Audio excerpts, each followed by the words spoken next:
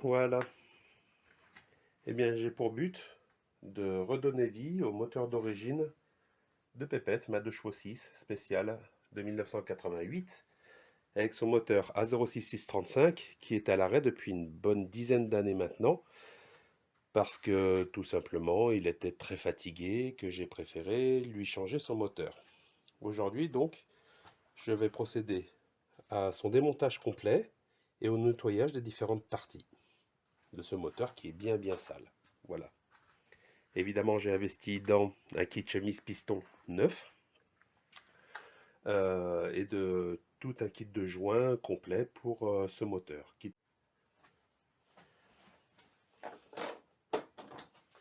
Alors, il faut tout d'abord démonter les périphériques qui vont être le filtre à huile que je n'arriverai pas à enlever comme ça. Elle est bien grasse. Hein. Je vais tout d'abord me saisir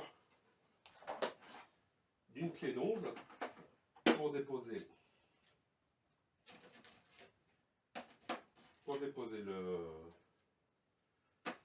le reniflard qui se trouve ici. Donc clé de 11 avec une petite rallonge.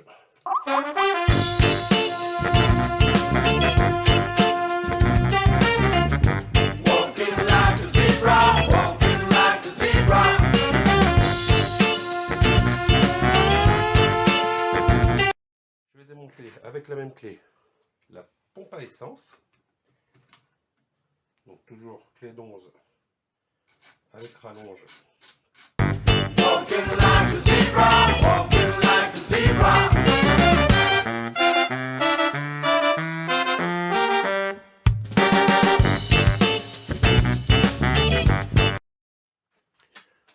Voilà, donc j'ai mis une boîte pour récupérer les périphériques et une autre boîte pour pouvoir récupérer tout ce qui est visserie et bien classer tout ce qu'il fallait. Ça, c'est le plus pratique pour éviter de perdre. Et évidemment, tout ce qui est joint, durite, vous voyez que les durites là en plus elles sont sèches, tout ça, ça part à la poubelle. Et je continue. Donc, sans vouloir faire de la pub intempestive pour Burton, ben, il s'avère qu'ils ont un outil qui est super, qui est une cloche pour retirer le filtre à huile. Et qu'effectivement, ben, cet outil il est plutôt performant. Parce que super pratique, il passe même lorsque le moteur est en place. Donc vous voyez que ça a été retiré en 2 secondes et demie. Cet outil est quand même bien pratique.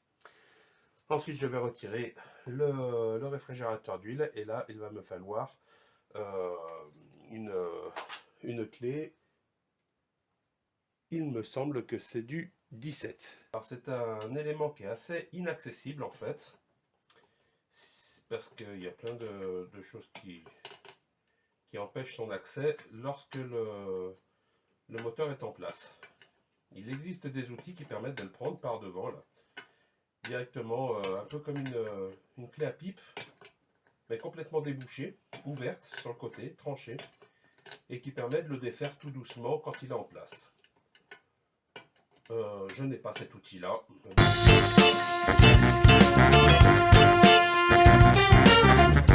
Walking like a zebra, walking like a zebra.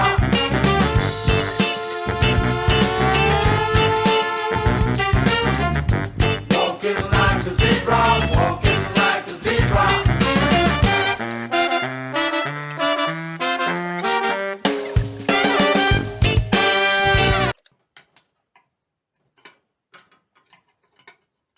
Je vais arriver au bout.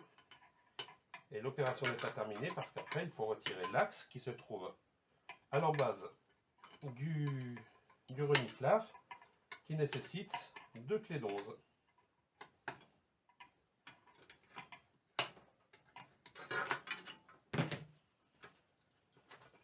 Là c'est complètement dévissé, là c'est dévissé. Et vous voyez que, alors je ne sais pas si ça se voit sur la caméra là, mais une fois que c'est dévissé, on peut apercevoir le filetage qui ressort complètement ici et qui coulisse le long du tube. Voilà, de l'autre côté, idem. Je reprends ma jolie petite clé de 11 pour dévisser, parce que je vais avoir besoin d'une contre-clé. A priori, non. Alors, il aurait pu avoir, parce qu'il y a un contre-écrou évidemment, il aurait pu avoir peut-être besoin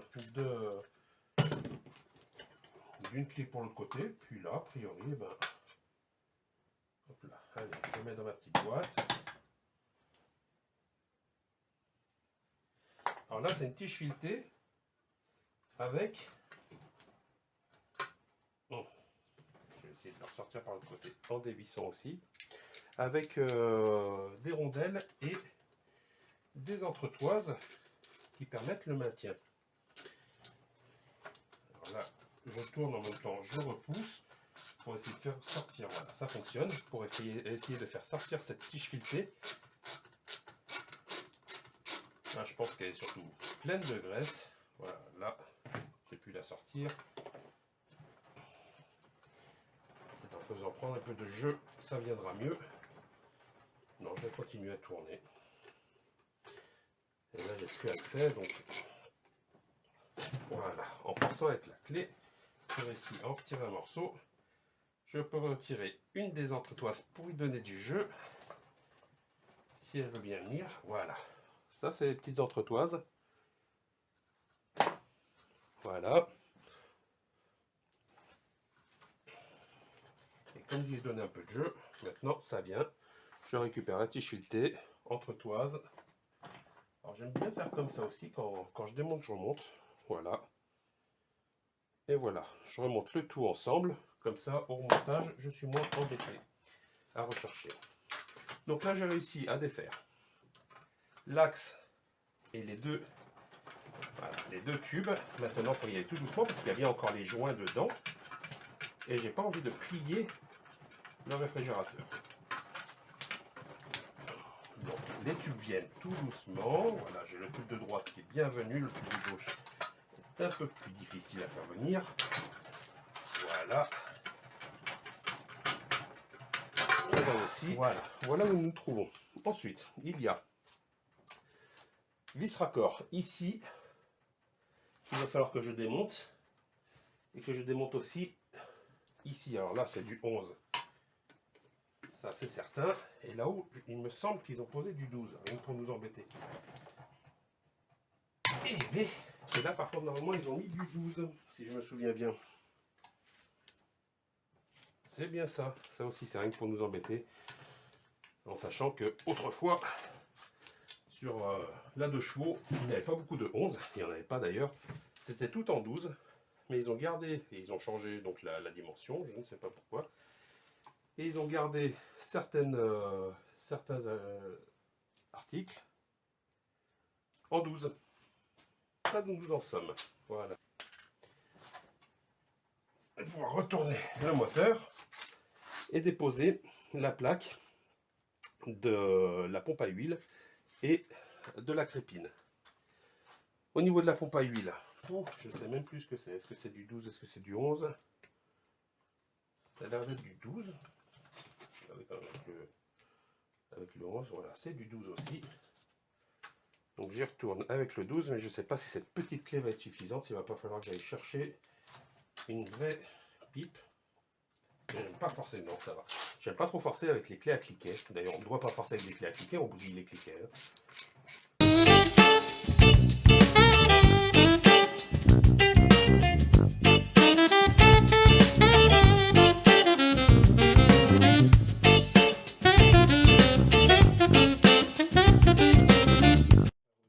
Devrait venir.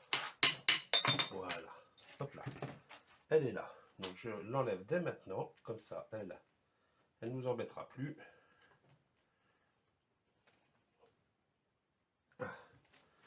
D'abord, placer ça ici. Ça là. Voilà, sortir tout doucement. Sans rayer évidemment, hein, j'utilise un tournevis, c'est pas l'idéal. Mais là, ça me permet de décranter les deux parties de la pompe. Voilà. Vous voyez, hein, un orifice à 5 doigts et un roulement à 4 doigts, ce qui permet à chaque fois de laisser un doigt libre et de pomper tout simplement. Et d'envoyer l'huile qui est pompée directement dans la crépine qui se trouve en dessous pomper l'huile et la renvoyer dans tout le circuit pour déposer aussi les deux vis de la crépine de la pompe. Alors là, à l'intérieur du moteur, il y a une espèce de filtre en métal qui est tenu par là. Hein. Là aussi, il y a un filtre. Il y a un joint qui est tenu par ici et qui se trouve filtrer l'huile avant de partir dans la pompe à huile. Hop. Et ça, ces deux écrous, ces deux boulons, pardon, je les mets aussi. Alors vous voyez, je ne peux pas le sortir, hein, je pourrai la sortir, la crépine, uniquement quand le moteur sera déposé. Là, on peut voir qu'il y a l'axe de l'arbre à cam, l'axe du vilebrequin. Donc l'axe du vilebrequin, il y a cette espèce de petit joint là. Donc là, il est mort, je le changerai. Mais pareil, il est impératif celui-là. Et là, il y a le joint SPI, qui lui aussi est sec et qui sera changé évidemment. Donc lui qu'il faudra retirer, vous voyez, juste je fais levier avec mon tournevis plat.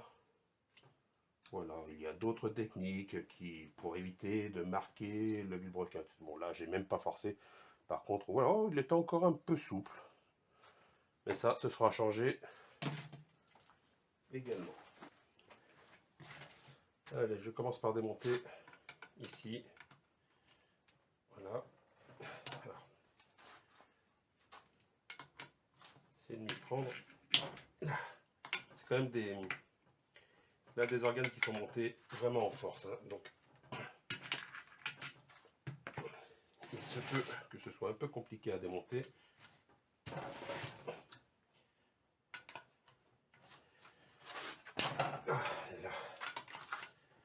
Donc je force dessus pour commencer, hein, et puis si je vois que le contre-écrou il tourne, je fais le nécessaire pour le bloquer. Là je peux retirer l'axe. Là aussi, par principe.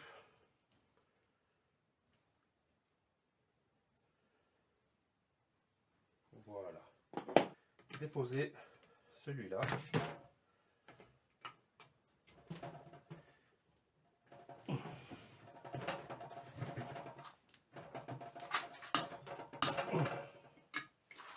Voilà.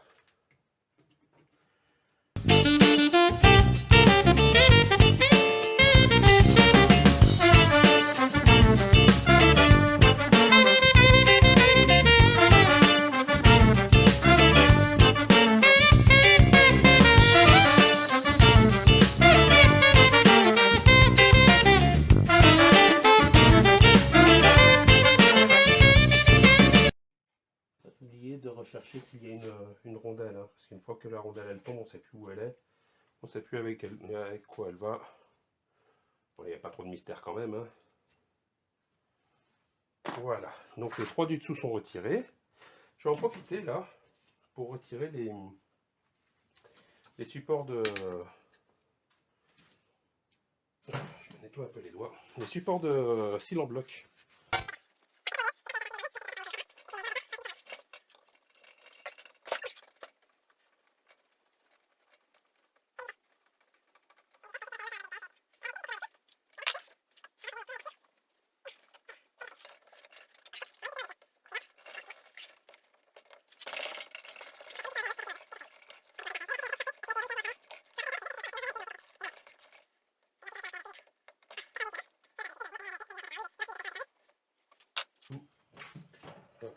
J'en profite pour déposer le manot contact de pression d'huile, son joint. Alors lui, je pense que je le changerai aussi, ce qui, de mon souvenir, il était défectueux. Clé de 17.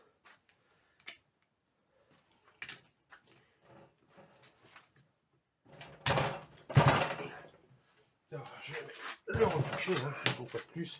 Essayer de forcer comme ça. Là, c'est plus la même limonade. C'est serré très très fort. Donc, ce que je vais faire, c'est que je vais me rajouter une rallonge.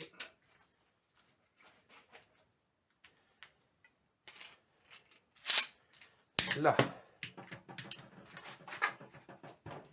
Mais même sans ça. Ah. Bon, voilà, là, vous voyez qu'il faut du bon outil. Hein. Je suis allé avec une rallonge et carrément, fortement comme ça.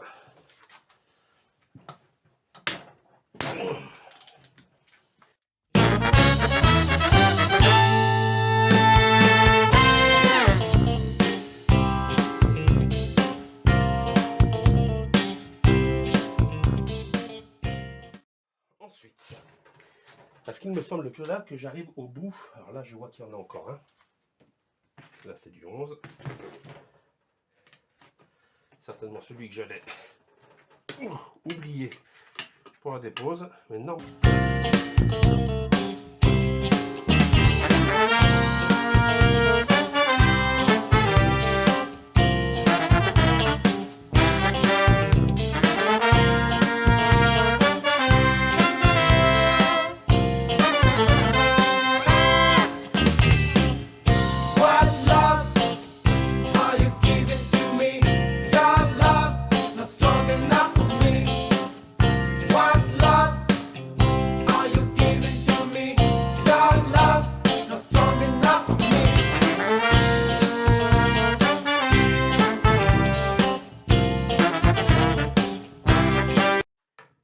Et vous voyez là, carrément, ça s'est déjà défait parce que voilà, ça aussi a démonté hein, les boulons de la crépine.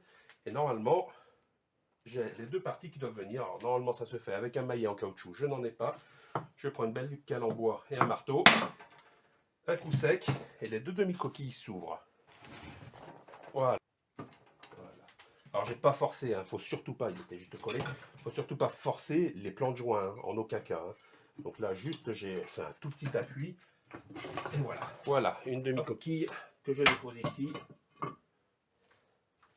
Et tout le reste qui est ici, donc vous pouvez voir effectivement le bloc, alors avec un joint là, qui était bien sec, celui de le coffre de la pompe à huile qui se met ici.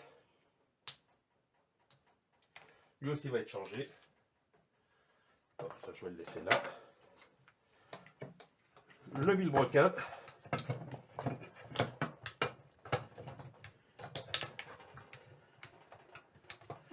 Composé de ces bielles et du joint spi que vous pouvez voir ici. Hop, lui, je l'enlève aussi. Et de l'arbre à cam.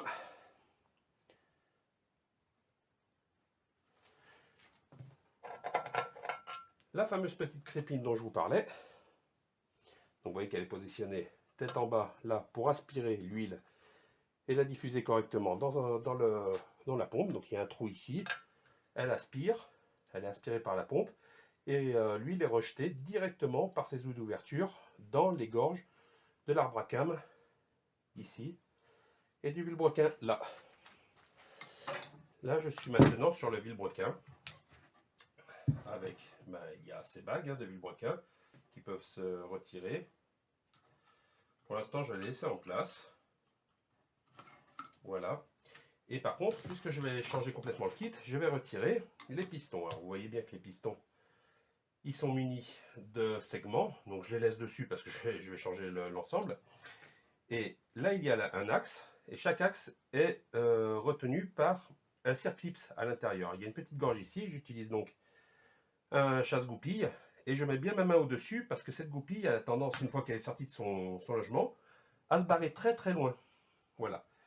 Voilà ce que c'est que cette goupille, donc à garder précieusement évidemment dans son bac de rangement. Donc, je profite de faire pareil sur l'autre ici.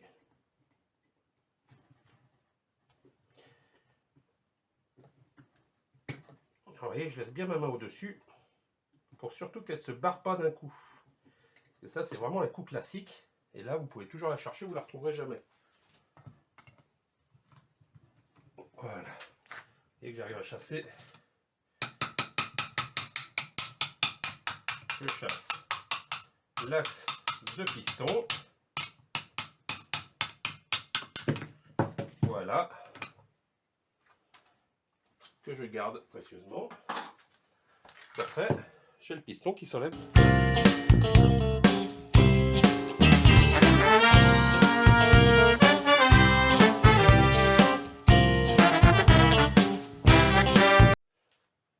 Je vais enfin réussi à retirer les goupilles. Donc ça, c'est les deux pistons qui ne me serviront plus à rien.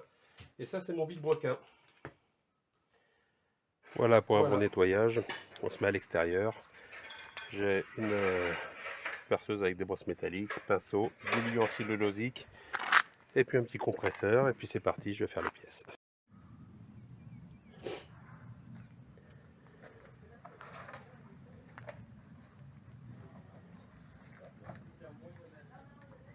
Bon, et bien voilà, une fois nettoyé, hein, il me restera tout simplement à passer un coup de papier de verre sur tous les plans de joint. Alors évidemment du papier de verre très très fin, type 1200, du 800 ça suffirait, quoi, mais très très fin pour pas rayer le plan de joint. Et puis remonter le tout avec les éléments neufs.